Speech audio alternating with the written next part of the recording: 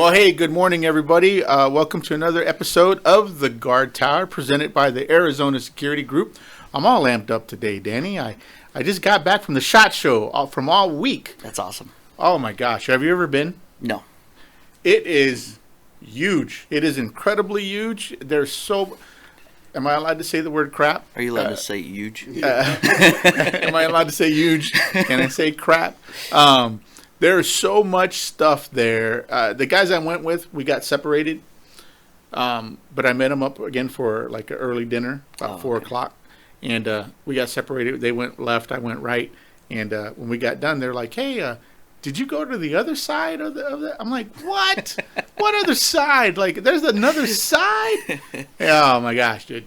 10-hour days of just walking, just looking at stuff. That is huge. But that leads up to today's episode, equipment. What equipment should a security officer be carrying? Because let me set it up to you, too, before we go. I ran into a dealer when I was up there. They're based out of Colombia. So... take that into consideration. But the products that they were showing were innovative. They were a different type of it's not like your traditional handcuff case, like the ones I'm used to with the button and everything else. These ones were more modular. What's the word I'm looking for? Plastic? Like what's the polymer? Like a Kydex or like a Kydex, right? And they were modular. So he would show me that you take out a piece and then you could fit different size cuffs in there. So and then I was like, wow, for the retail price, I mean, what's the retail price? And he was like $20. I was like, wow, that's pretty good. Pretty good. And then he told me the dealer pricing. I was like, what? But like I told him, and once again, I'm pretty open, and people take it the wrong way. I think his biggest drawback is it's a new product, right? People aren't used to, and that was just handcuff case.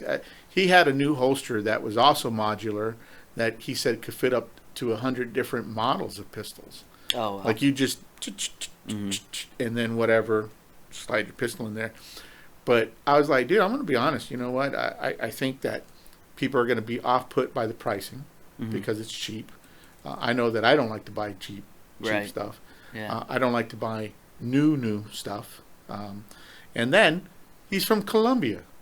You know what I'm saying? Like, is that rude to say? Is that wrong to say? Like, I mean, It's politically correct. Well, you know what I'm saying. I mean, how far can we go and say, man, who assembles this product? Like, and who's making all this stuff? But so there's stuff that would make people skeptical about it. I think so. Yeah. I think so. Like when I hear a Colombian manufacturer just trying to break into the market, and it's too cheap. It seems too cheap. Yeah, I'm like, what is going on in those jungles of Colombia? Did you ask for samples? Did you get to take I didn't. You know what? Oh man, you're right. Because before we start talking about equipment, another dealer that I ran to was from Mexico City. They're making body armor, right? Okay. And it was incredibly light. It was incredibly cheap. Not cheap, but price-wise. Affordable. Buzzword. Bing. Yeah. Affordable. But you know what, though? Like, then we're dealing with all these other plate carriers, like Armor Plate and Made in the USA. So when I'm dealing with this guy, I'm like telling him, I'm like, hey, man, I want to be honest, man. I think you got a great product.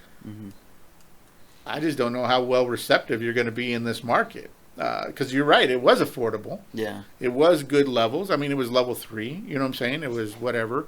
The guy knew his stuff. And you know what it was actually made out of? It was made out of bed liner. He told me that it was basically made out of bed liner. Like they have some kind of new formula. But man, that thing was light. It was incredibly light. So, but that the other downfall that, man, when I hear Mexico City, man, I'm like, what are they doing down there? Like this is affordable. Like, but then do I want to trust my life with that? So that's a whole different question. Like, Yeah, that's definitely an advantage that the ones, because we have a couple of local ones that are basically here, and that's an advantage they have, is they're here and it's made here, and so they can throw the made and tested in USA all over everything and show all of their cool videos where they're displaying, and so there's some comfort in knowing the transparency of that. Be like, okay, this is all, it's legit, right? well, let me tell you too. I'm glad that you brought up that too, because when we're going to talk about equipment, I think we should also talk about where not to buy equipment, because I've tried to buy from that local dealer, right? Took 8 weeks, and I still hadn't got my armor that I ordered. That happened to me too, actually. Well, Yeah. I'm the kind of guy that just says, "Hey, man, there's a gun show next week. Yeah. Go ahead and reimburse me, because 8 weeks has been too long." Yeah. Like, considering it's in North Phoenix, Right. like, I could have walked there in 8 weeks, got my stuff, and Yeah. called it a day. You know what I'm saying? They So, should have some kind of formula for local buyers, yeah. That if there's just some kind of algorithm where local buyers automatically get a 2-day shipping or something like that. And if they implemented something like that, yeah, because that did happen to me too. And Yeah. I think it was the same buyer or the same seller. yeah, I mean, I'll be honest, pricing was incredible, but it don't do me no good if I don't have it. Yeah, and So, when I finally got it, the quality was really good too. So I was happy with the final quality, product, Yeah, I- I'll bring it in sometime. I just went and went to the Mesa Gun Show and just found a guy, and he's the only one I buy from now. I mean, it's reasonably priced ceramic plate. But hey, let's talk about equipment that a security officer should have. But let's just start with the basics, because 90% of them are unarmed. What should they carry? So this is funny because this is going to give away some past mistakes that I made. But in my very first security job, I was still in college. I had moved. I was tired of making the hour drive to school, so I had moved out to Glendale with a couple of guys from school who basically called me and were like, "One of our roommates flaked out. Can do you want to move in with us?" And I was like, "Sure," but I didn't have my job yet at the time. So I was like, I need to find one immediately when I move out there, because I'm not a slacker. So I found a security gig at night, and the thing was, it was an unarmed security gig, Central Phoenix, at night, apartment complexes, strip malls. It's basically worst case scenario, and we weren't allowed to carry anything. So you bet your butt that I had my flashlight was a big old mag light, and they hadn't banned those yet from certain companies. Now don't want you to use them because they know it's a weapon. It's a weapon. Yeah.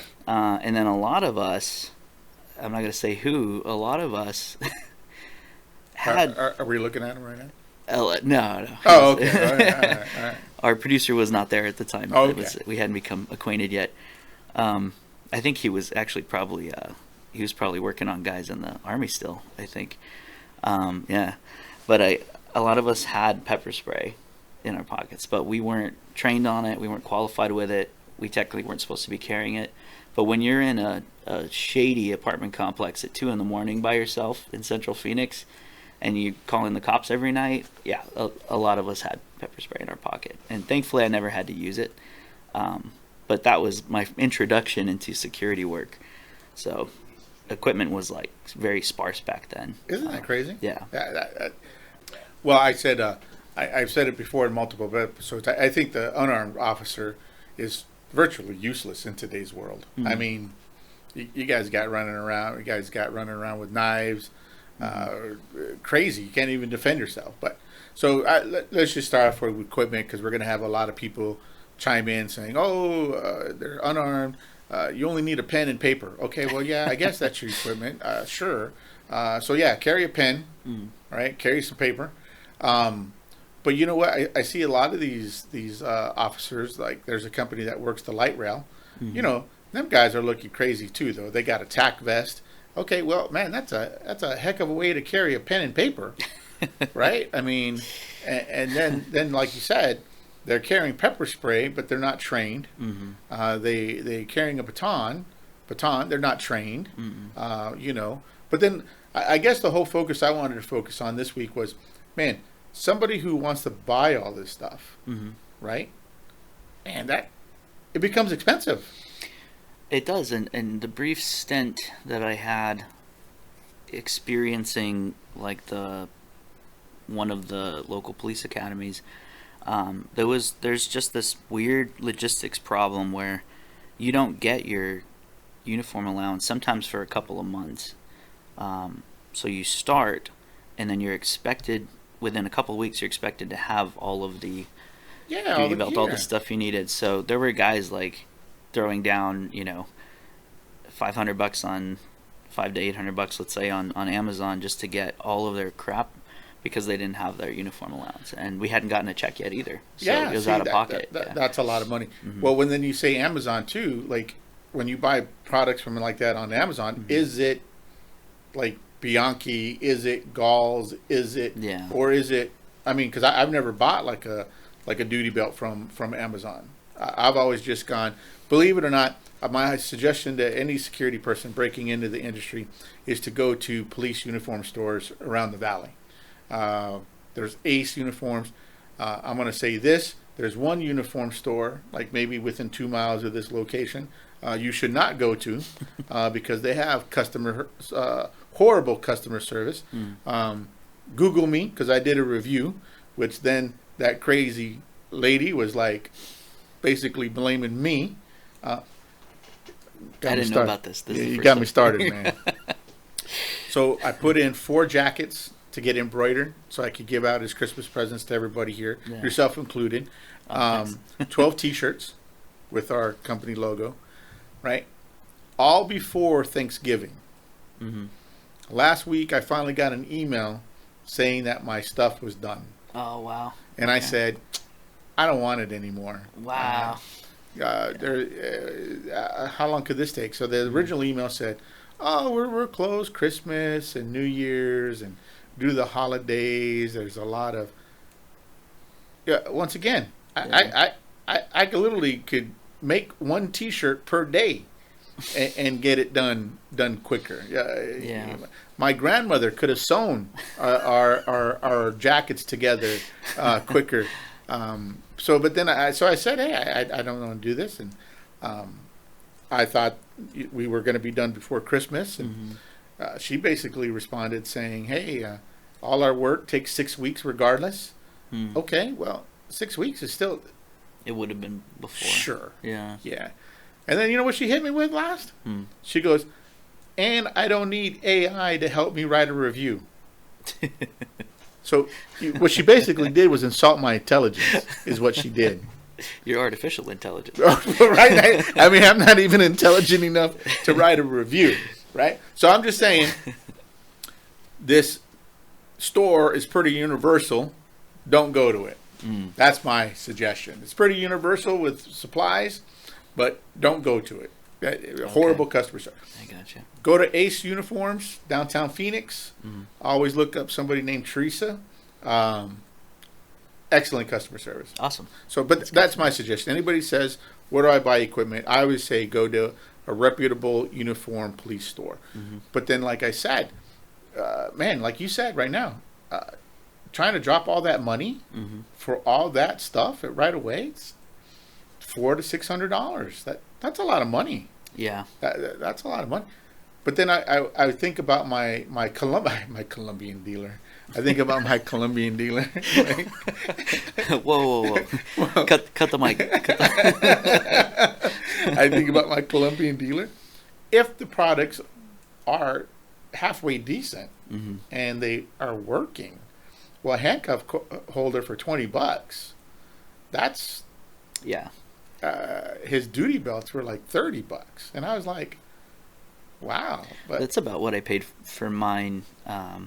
They're not top of the line ones, but I've gotten them twice now in a 4-year period. So let's say they lasted me at least 2 years, and the handcuff case is I'm still using the same one that I was using in the academy because it's fine. Now it hasn't gotten a ton of use. I imagine if I was slapping cuffs on people every day, that it may have worn down a bit more. We don't do that very often, thankfully. Well, if you did, I'd be like, what are you doing? Yeah, then you're doing it wrong. What are you doing? Yeah.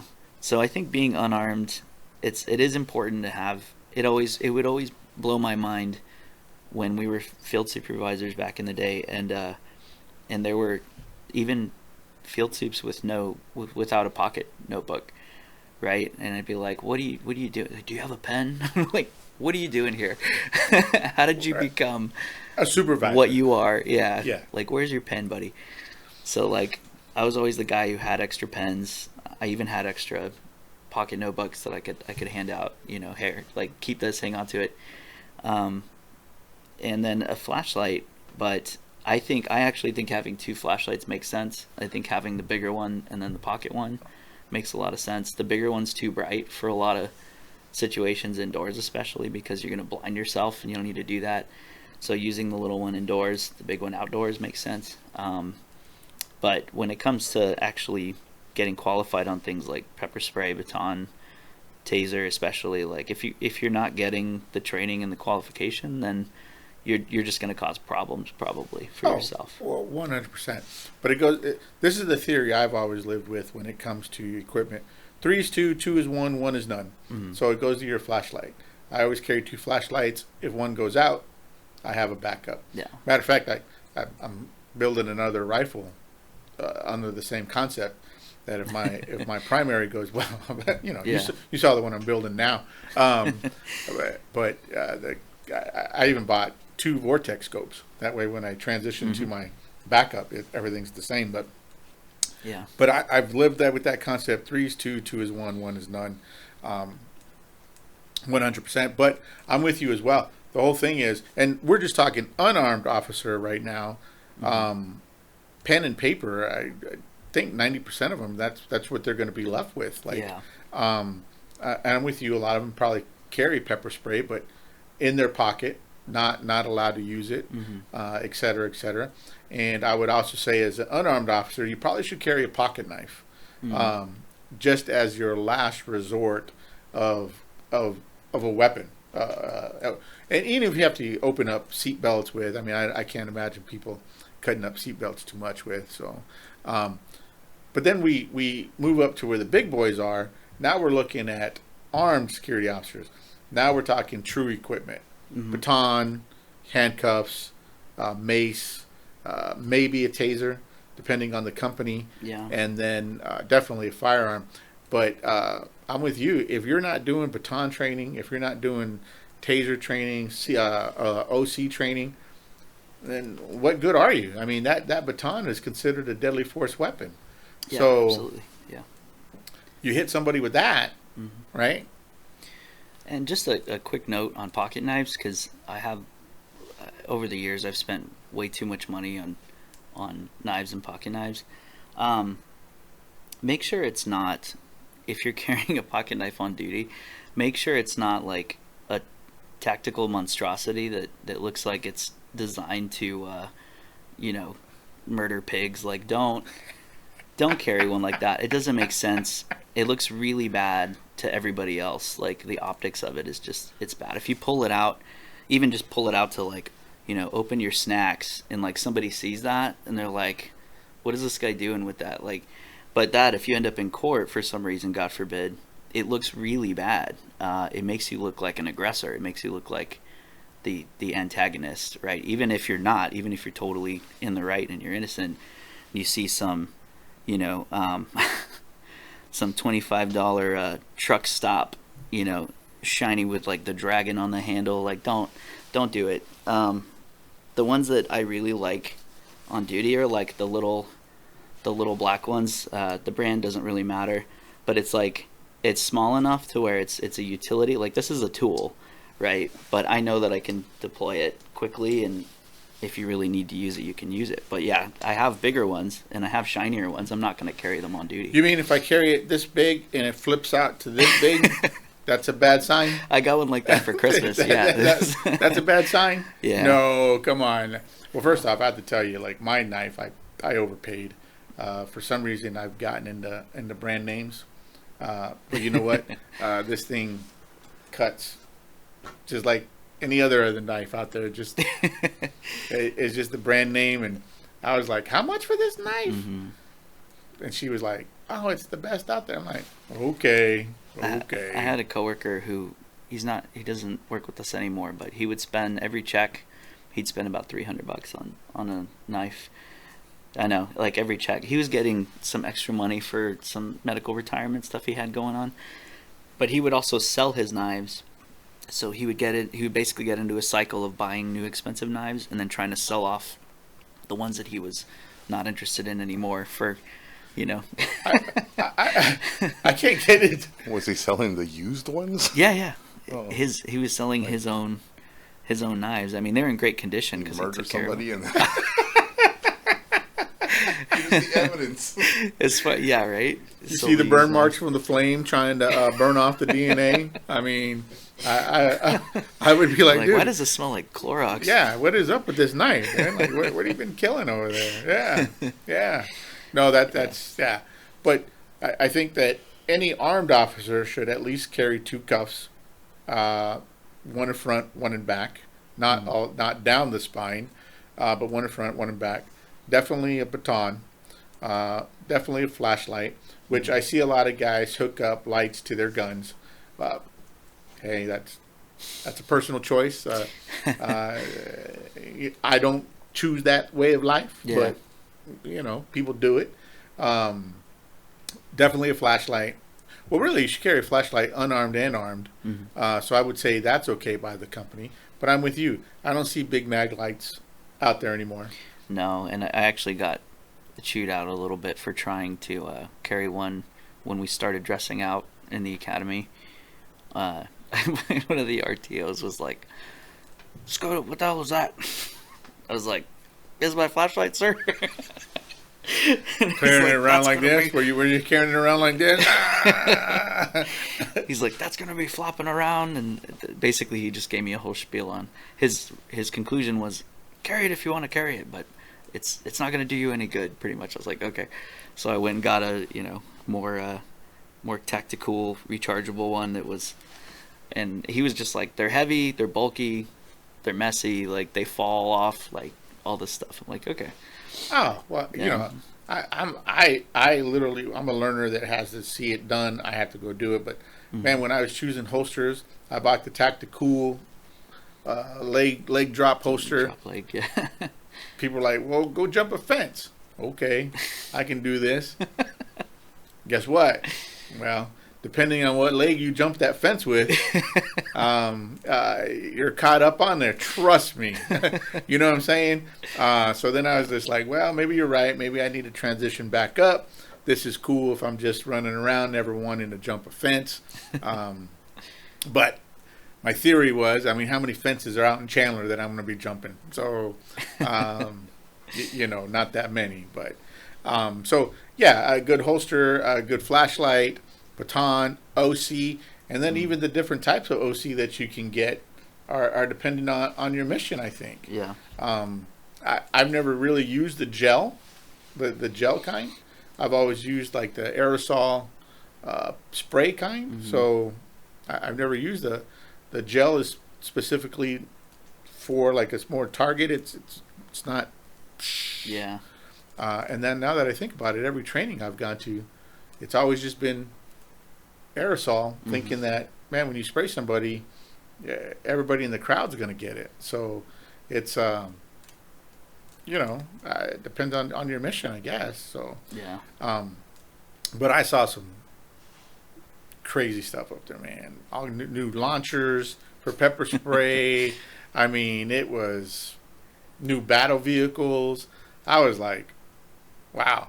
What security officer is going to come in here and buy all this crap? But I was really, I'm hoping that dealer contacts me to see what this Colombian made products will bring us, because the security industry needs a good quality, cheap, not cheap, I guess. Affordable. Yeah, affordable. Yeah, an affordable product that people can stand behind. My biggest deal is that, man, I'm even going to say it. I still got to get over it's made in Colombia.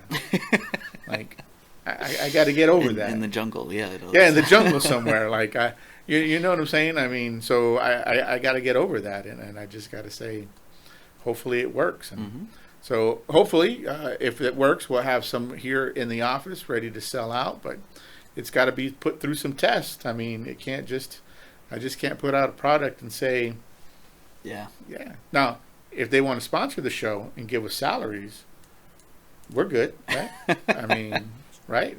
You're good. If we're pushing product, We can push product all day long. When you say product, that doesn't sound good though. Coming Colombian from Colombia product. product. We're pushing Colombian product. What product are we pushing? And then security tactical. Right. Right. Security. Tactical. So there is something with the Taser 10 that's a gray area. So the Taser 10 is technically classified as a firearm because of the cartridges. It's 10 separate cartridges. Really? I know. Yeah, I think they're trying to get that undone right now because the Taser company, it's Axon, right? They had to change how they stored everything. They had to change because all of a sudden they were dealing with the restrictions and the legal red tape of did they have to become a firearm dealer, like a I imagine class one? so, yeah, because it's interesting because we got retrained on Taser 10s, we're carrying those, and yeah, they told us, they're like, well, these are technically classified as a firearm. Like, so are we armed? Does that mean we're armed now? Like, that just the classification is confusing. So there's a gray area right now where they're kind of trying to navigate that. Wow, I did not know that. Well, you know what I learned too is, have you ever heard of a Bryna pepper ball pistol? The Byrnas? Yeah. Byrnas, Brynas. I'm a syllable speaker when I read, so. Yeah, the Byrnas are good. Yeah, but you know what? Those security companies don't like carrying those because their insurance classifies them as firearms. Okay. Yeah. So then once they get classified as that, well, then their insurance goes up. But it's a great in between versus being armed. And so it's funny when you say Taser 10. Oh my God, dude! You ever heard of a Taser M26? Were those the little black ones? Those are the original pistol looking. Okay. Like it looks like a true firearm, right? Well, I used to carry that early in the days, and I would carry it right here, even when I was volunteering, right? And it was before I got firearm qualified, and I would have to fight all the instructors of me putting it right here because blah blah blah blah blah blah. You're offhand, offside. Yeah, blah, blah. Yeah. But then that's when the X26 Taser definitely was small enough to cross draw here, right? But the old M26, that damn thing was huge. It looked like a firearm. Yeah. But my philosophy was that, hey, look, this is going to buy me a few seconds because people are going to think that this is a firearm. So if I just keep it covered, people are going to think twice before they jump because this guy might have a gun underneath his elbow. But I've often wondered why they don't make more old M26s designed for security companies that would be cheaper that way. I mean, even the Taser X26, security companies should be clamoring for those X26s because Taser 10, what'd you say? Taser 10? 10, yeah. Wow. Have they gotten that good now? Yeah, well, it's funny because they don't just call it a Taser 10. If you look at the full title, it's Taser 10 Energy Weapon. So wow, we live in the future, and then when you turn it on, when it charges on, it goes. No way. Yeah, it makes this. Yeah, it's. I'll send you a video one of these days. It's pretty impressive. Wow. So they have about a 40. They have about 40? A 40-yard. Yeah, it's like a 40-yard usable distance now, and you have 10 shots, but you have to connect your shots separately. It's not 2 shots that comes out, so you're not trying to navigate the top and the bottom, split the belt line. You just, they tell you torso, leg is kind of the most useful pattern, but you're trying not to hit.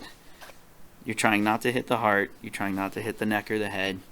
Obviously, if somebody's got a gun and they're shooting at people, then you do what you got to do, right? But They tell you like belly and thighs is pretty much and on the back is okay too. 40 feet. And does that still have wires? Yeah. Wow, that's a lot of wire. That's a lot of wire. So being out each there. one has its own. Each cartridge has its own wire set in it, right? So it's 10. And if you open it, there's a magazine with 10 separate cartridges in it. Oh, You pull wow. it out, and it's like it looks like a little bullet, honestly. What do they look like? Like the whole setup? It looks a lot like the 7, like the kind of big yellow thing, except there's a black magazine now that gets clipped in. So it's a little bigger than the 7, but it's yellow. I mean, you can tell that it's not a firearm. Yeah, I think every unarmed officer should have that option. I think more corporate teams should go into that kind of thing because, like I said, it's really funny. Corporate people work in corporate security. The customer, that sees you, always thinks that you're going to do something during an active shooter, and 95% of the time they're unarmed. Yeah. What are they going to do for an active shooter? Yeah. I'm not gonna. I would be hard pressed to run in there. So I would be like, who is it? That's where I got me. So, all right. So let's talk about liability with the equipment, right? Mm-hmm. Why don't security companies? Well, I'll be honest. There's 2 security companies in the valley now that are trying to say that they've invented the middle level of force Okay. for between unarmed and armed. There's an intermediate level of force that they've come up with, and that's saying that all their security officers are carrying tasers, OC, baton, blah blah blah. Mm-hmm. But then, okay, well, what's the liability of that? What are the legalities of the officers facing carrying all that stuff? That would be the interesting part because, like I said, baton, deadly force weapon. Mm-hmm. What are you using on somebody that you had to break out this aluminum stick? It's an aluminum stick. I don't care what people say. And it's a hard aluminum stick. Yeah. So what do we do with that? What are the legalities of pepper spraying somebody? Mm. I don't know, to be honest. Yeah. What happens if the suspect really didn't do anything and the security officer just said, Psh. Yeah. Is that considered an assault? It kind of amazes me that some of the security companies don't have like a big emergency legal fund, and maybe a lot of them do, and I'm just not aware of it. But just like you said, the liability of somebody doing something dumb, possibly with equipment or training, and then the company they have 2 options, right? They can either throw that person under the bus, be like, it's his fault, he signed this piece of paper that said he took responsibility for this and that, which I'm sure some of them do that. Or the other option is to actually try and back the person up, try and defend them, and have like a big legal fund behind it. And either way, it's a bad scenario.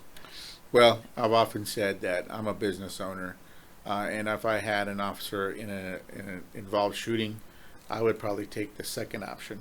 Mm. I would probably try to alleviate myself of any legalities that I had.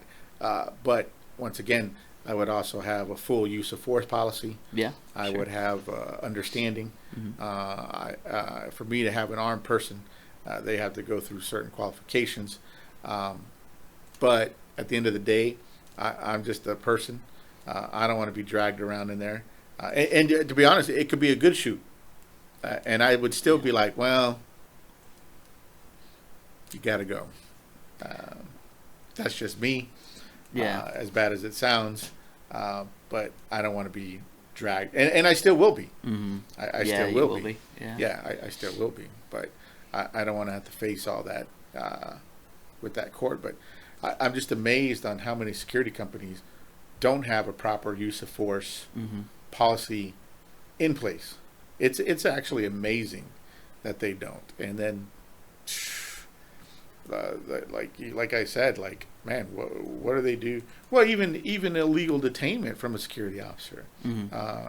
Can a security officer detain somebody? Yeah, we talk about that a lot. Oh, you do? Just in the sense that there's only a few scenarios where that happens, right? somebody's hurting themselves, somebody's hurting other people, or there's an imminent threat of that person, doing damage or possible, like cost of life kind of stuff like that. And it's extremes. I mean, they're extremes. Yeah. Yeah, and I look at it too like executive protection. What happens if you're taking care of a high value client? They got 40 acres, right? Somebody jumps that fence line, right? And they're not supposed to be there. Can you detain that person? Can you handcuff that person? I don't know. Yeah, he is trespassing. He's on grounds that he's not supposed to. Can they detain that person? Can security detain that? Not just security, but executive protection. Yeah. Basically, you're basically still a civilian. Most of the time, you're not even in uniform. But what do you do with this guy who trespassed on private property? We had a guy get fired for that years ago. The old company I used to work for, but he was doing gate guard duty at a big facility, very expensive facility, and basically drunk guy decided to walk onto the property and wasn't listening to him, kept just walking around, and instead of following this guy around and just reporting it, just waiting for PD to show up, basically this guy's trespassed, he tried to pull one of these, and then the guy kind of pushed him, and then he tried to cuff him, and then his partner tried to help him cuff him. Between the two of them, they got him up against the wall, only had one cuff on. Wow. And then this drunk guy just doing one of these numbers. And then finally the PD showed up, but they were not kept on staff after that. That was a poor decision-making process for them. Yeah. Well, 2-on-1. It's always amazing. People think handcuffing somebody's pretty simple, but it's not. The minute that person starts resisting, you're like this. Oh my God. Yeah. This wasn't the way it was in training. In training, everybody just does what? Yeah. They don't go. That's why if they pick me to be the guy, because that does happen quite a bit. I don't know if it's I don't know why. Maybe it's because I'm short. Maybe it's because I have big shoulders. But they pick me to be the guy. And so whenever they're trying, I give them a little bit of resistance, even though they tell you they're just let it happen. I still give them a little bit. I have to give them a little bit of a hard time, just to make their life more interesting. Oh. Yeah. Yeah. Yeah, they should have more real world examples. Right. Well, I tell you what, though, I've always tried to throw real world scenarios in my training, but then the last time I did it, somebody fell. I'll tell you what happened. Right? All right. So in my medical training, I firmly believe that you should teach somebody how to go get the AED, because it's not going to be as simple as, well, there's one right here on the table. Mm-hmm. So then I said, well, hey, I want you to run down the hallway to the nearest AED, and the rest of the class, we're going to time you, because it's not going to be as quick as everybody thinks. So I sent this person, and I said, never run. Never run. That's bad. Do a quick walk. Never run. Guess what this person did? Ran. And guess what this person did as soon as they hit the carpet? Oh, no. And I was like, oh, my. Are you okay? Oh, my. Because, you get tripped up running from slick floor to carpet. Yeah. Man, that person biffed it. And I was like, wow. Girl, I said don't run.